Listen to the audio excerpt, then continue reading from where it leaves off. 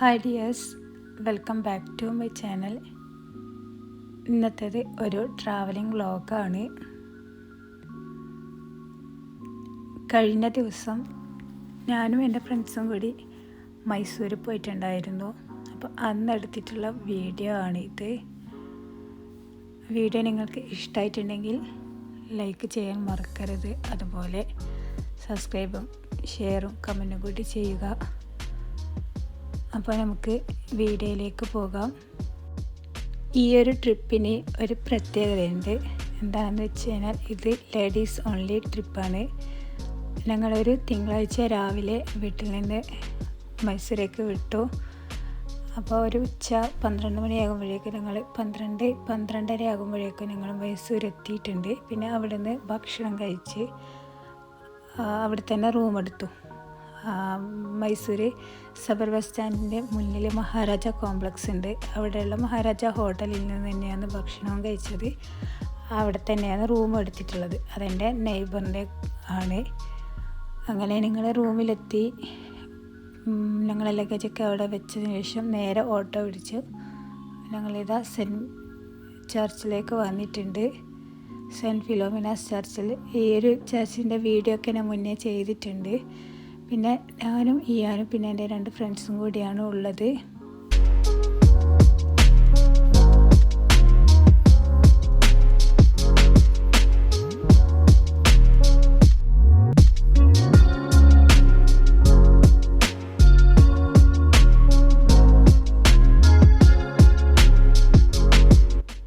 അവിടുന്ന് കുറച്ച് വീഡിയോസും ഫോട്ടോസൊക്കെ എടുത്തതിന് ശേഷം ഞങ്ങൾ നേരെ പാലസിലേക്ക് പോയിട്ടുണ്ട്. അപ്പോൾ അവിടുന്ന് 6 മണിയാകുമ്പോഴത്തേക്ക് ക്ലോസ് ആകും. അതുകൊണ്ട് ഞങ്ങൾ 5 മണി ആകുമ്പോഴാണ് അവിടെ എത്തിയിട്ടുള്ളത്. പിന്നെ നേരെ പാലസിൽ പോയിട്ട് അതിൻ്റെ വീഡിയോസൊന്നും അങ്ങനെ അധികം എടുക്കാൻ പറ്റിയിട്ടില്ല. കാരണം എൻ്റെ കൂടെ ഇയാനും ഉണ്ടായിരുന്നു. പിന്നെ ഞങ്ങൾ ഒരു എൻജോയ്ക്ക് വേണ്ടിയിട്ടല്ലേ, എൻജോയ്മെൻറ്റ് വിചാരിച്ചിട്ടാണ് ഞങ്ങളൊരു ട്രിപ്പ് പോയിട്ടുള്ളത്. അപ്പോൾ വീഡിയോസ് എടുത്തിട്ട് വെറുതെ നേരം കളയണ്ടെന്ന് വിചാരിച്ചിട്ട് ഞാൻ അധികം വീഡിയോസൊന്നും എടുത്തിട്ടില്ല.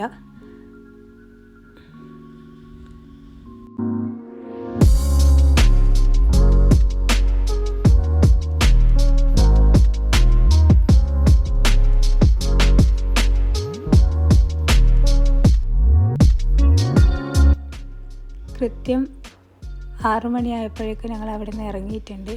പിന്നെ നേരെ ഓട്ടോയിൽ സിറ്റി ബസ് സ്റ്റാൻഡിൽ പോയി അവിടുന്ന് KRSലേക്കുള്ള ബസ് കയറി. പക്ഷേ ഞങ്ങൾ അവിടെ എത്താൻ വല്ലാണ്ട് ലേറ്റായി. 8 മണിയൊക്കെ ആയിരുന്നു. പക്ഷേ 8 മണി വരെയാണ് അവിടെ ഓപ്പൺ ഉണ്ടായിരുന്നത്. അതുകൊണ്ട് നമുക്ക് അതിന് ഉള്ളിൽ കയറാൻ പറ്റിയിട്ടില്ല. പിന്നെ പുറമേലെ ചെറിയ ഒരു മാർക്കറ്റും കാര്യങ്ങളുള്ളതില്ലേ, അതൊക്കെ കണ്ടൊന്ന് ആസ്വദിച്ച് രാത്രി 9 മണിക്കാണ് പിന്നെ ബസ്സുള്ളത്. അപ്പോൾ ഞങ്ങൾ 9 മണി വരെ അവിടെ നിന്ന് പിന്നെ ബസ് വന്നതിന് ശേഷം ഞങ്ങൾ തിരിച്ചു പോയി. പിന്നെ അവിടെ നിന്ന് സിറ്റി ബസ് സ്റ്റാൻഡിൽ ഇറങ്ങിയിട്ട് ഞങ്ങളുടെ റൂം വരെ ഞങ്ങൾ നടന്നു പോയി. അത് ഏറ്റവും വലിയൊരു ആഗ്രഹമായിരുന്നു. രാത്രി ഒരുപാട് ഇങ്ങനെ നടക്കണം, വിജനമായ വഴിയിൽ കൂടി നടക്കണം എന്നെല്ലാം പറയില്ല. അതുപോലെ രാത്രി ഞങ്ങൾ ശരിക്കും അവിടെ എത്താൻ ഒരു 10 മണിയൊക്കെ കഴിഞ്ഞിട്ടുണ്ടായി. 10 മണിയൊക്കെ ആയിട്ടുണ്ട്. അപ്പോഴേക്കും റോഡൊക്കെ ക്ലോസ് ആയിട്ടുണ്ട്. എന്നിട്ട് ഞങ്ങൾ 3 പേര് ഇങ്ങനെ കഥ പറഞ്ഞ് ഇങ്ങനെ നടന്ന് ശരിക്കും പറഞ്ഞാൽ നല്ലൊരു അനുഭവമായിരുന്നു അത്. അപ്പോൾ റൂമിലെത്തി ഞങ്ങൾ നേരെ ഭക്ഷണം കഴിച്ച് കിടന്നുറങ്ങി. പിന്നെ അതിനുശേഷം പിറ്റേന്ന് രാവിലെ എഴുന്നേറ്റ് ഞങ്ങൾ നേരെ ശ്രീരംഗപട്ടണയിലേക്ക് വന്നു.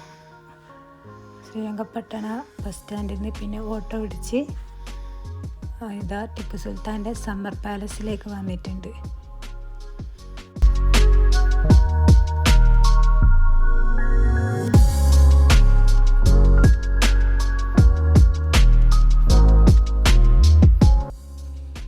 അതിമനോഹരമായിട്ടുള്ള ഗാർഡനൊക്കെ ഒരുക്കിയിട്ടുള്ള ഒരു പാലസാണ്. ഇവിടെ വന്നു കഴിഞ്ഞാൽ തന്നെ നമുക്ക് അത്രയും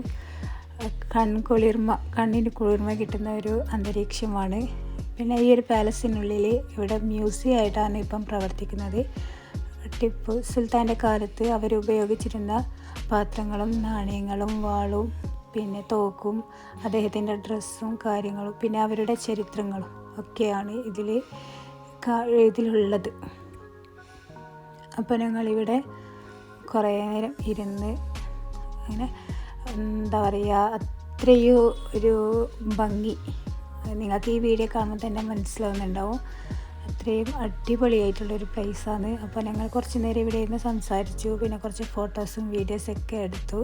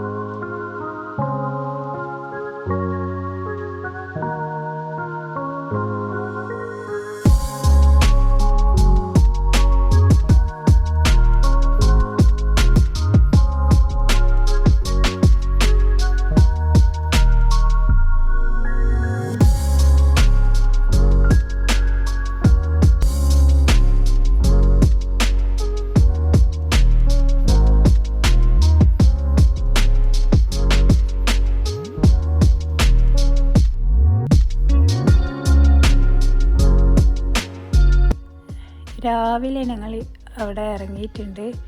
അപ്പോൾ ഭക്ഷണമൊക്കെ കഴിച്ചിട്ടാണ് വന്നിട്ടുള്ളത്. ഞങ്ങളുടെ അടുത്ത് വീഡിയോ ഒക്കെ എടുക്കാൻ വിട്ടുപോയിട്ടുണ്ട്. റൂമിൻ്റെയും ഹോട്ടലിൻ്റെയും ഒന്നും വീഡിയോ ഞാൻ എടുത്തിട്ടില്ല. പിന്നെ അവിടെ നിന്ന് ഇറങ്ങിയതിന് ശേഷം, ഈ സമ്മർ പാലസിൽ നിന്ന് ഇറങ്ങിയതിന് ശേഷം ഞങ്ങൾ നേരെ ബേർഡ് സാങ്ച്വറിയിലാണ് വന്നിട്ടുള്ളത്. അവിടെ അന്ന് അങ്ങനെ കാര്യമായിട്ട് ബേർഡ്സിനൊന്നും കാണാൻ പറ്റിയിട്ടില്ല. ഒരു സീസൺ അല്ലാത്തത് കൊണ്ടായിരിക്കാം. ഞാൻ മുന്നേ വന്നപ്പോഴും എനിക്ക് ഇതേ അനുഭവം തന്നെയാണ് ഉണ്ടായിരുന്നത്. പക്ഷെ അന്ന് പിന്നെ മഴയും കാര്യങ്ങളൊക്കെ ആയതുകൊണ്ട് പിന്നെ അധികം നമുക്ക് അവിടെ നിൽക്കാനും പറ്റിയിരുന്നില്ല.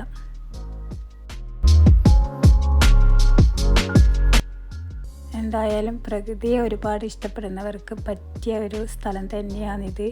എന്തുകൊണ്ടും പ്രകൃതി സുന്ദരമായിട്ടുള്ളൊരു സ്ഥലം.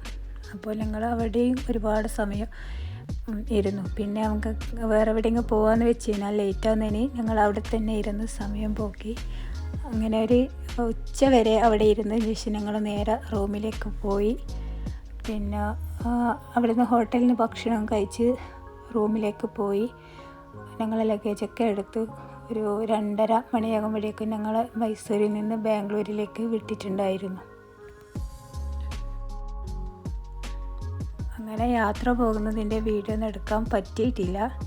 ഒന്നാമത് ലഗേജ് ഉണ്ട്, പിന്നെ കയ്യിൽ ചെയ്യാനും ഉണ്ട്. മൊത്തം എന്താ പറയുക, ഒരു എല്ലാം കൊണ്ട് ഒരു ഹർബറി ആയിട്ടുള്ള ഒരു യാത്രയും കാര്യങ്ങളൊക്കെ ആയിരുന്നു. അതുകൊണ്ട് എനിക്ക് മൊത്തമായിട്ടുള്ള വീഡിയോസ് ഒന്നും എടുക്കാനും പറ്റിയില്ല. എന്നാലും നല്ല അടിപൊളിയായിട്ട് എൻജോയ് ചെയ്തിട്ടുള്ള ഒരു യാത്രയായിരുന്നു. ഞങ്ങൾ അത്രയും കാലം ഞങ്ങൾ ഓരോ ഇയറും ഇങ്ങനെ എവിടെയെങ്കിലും പോകണം പ്ലാൻ ചെയ്യും. പക്ഷേ രാവിലെ പോയിട്ട് വൈകുന്നേരം വരുന്ന തരത്തിലാണ് ഞങ്ങൾ അധികം പോയിട്ടുള്ളത്. പിന്നെ ഇത് ജീവിതത്തിൽ ഒരിക്കലും സംഭവിക്കില്ല എന്ന് വിചാരിച്ചിരുന്ന സംഭവമാണ് ഇപ്പോൾ സംഭവിച്ചിട്ടുള്ളത്. അതുകൊണ്ട് തന്നെ വളരെ ഹാപ്പിയാണ്. അപ്പോൾ ഈ ഒരു വീഡിയോ നിങ്ങൾക്ക് ഇഷ്ടമായിട്ടുണ്ടെങ്കിൽ നിങ്ങൾ ഇപ്പം തന്നെ ലൈക്ക് ചെയ്യുക, അതുപോലെ കമൻറ്റും കൂടി ചെയ്ത് സബ്സ്ക്രൈബ് ചെയ്യുക. ഇനി നമുക്ക് നെക്സ്റ്റ് വീഡിയോയിൽ കാണാം.